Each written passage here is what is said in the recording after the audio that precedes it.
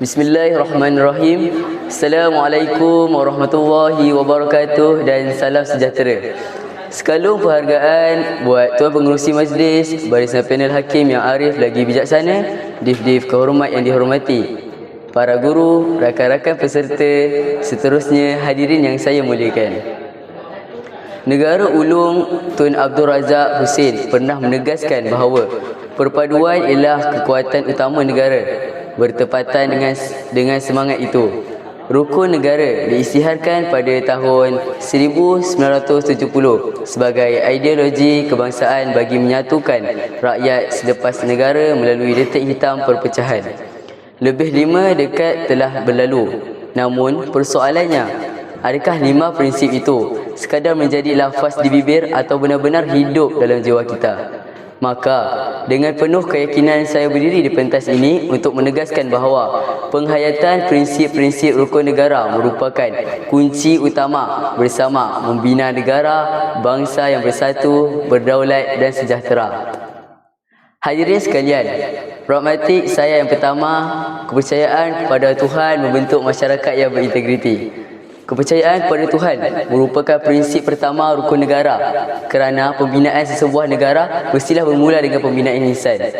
Selaras dengan perkara 3 dan 11, Perlembagaan Persekutuan Malaysia mengiktiraf Islam sebagai agama persekutuan di samping menjamin kebebasan setiap rakyat untuk menganut dan mengamalkan agama masing-masing.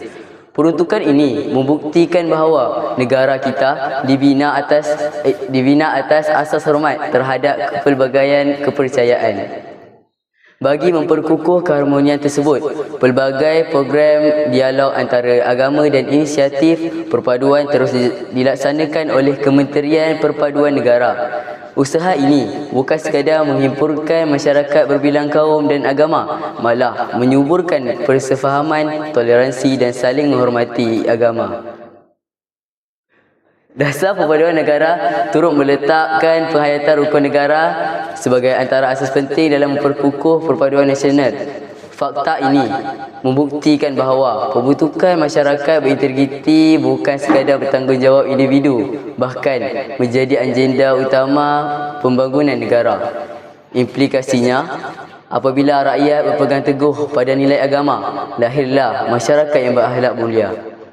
Hadirin yang saya hormati, pragmatik saya yang kedua ialah kesetiaan kepada raja dan negara, memperkukuh kedaulatan negara bangsa. Institusi raja berperlembagaan merupakan lambang perpaduan dan kesinambungan negara.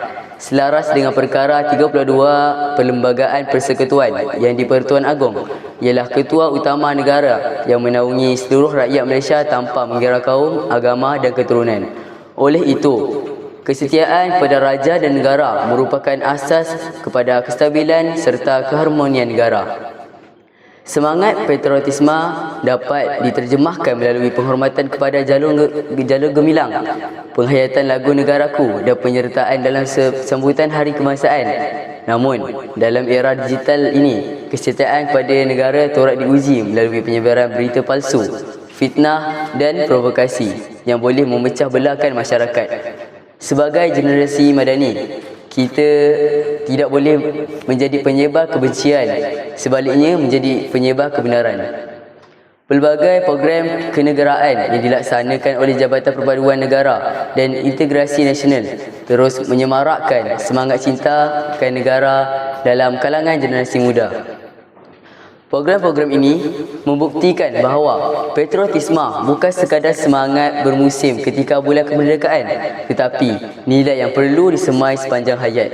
Kesannya, lahirlah rakyat yang menghargai keamanan, mempertahankan kedaulatan negara dan sanggup berbakti demi tanah air tercinta. Hadirin sekalian, pragmatik saya yang ketiga, kesopanan dan kesusilaan menyemai keharmonian masyarakat majmuk. Kemajuan sesebuah negara tidak hanya diukur melalui pencakar langit menjulang tinggi atau teknologi yang semakin canggih, tetapi turut diukur melalui akhlak rakyatnya.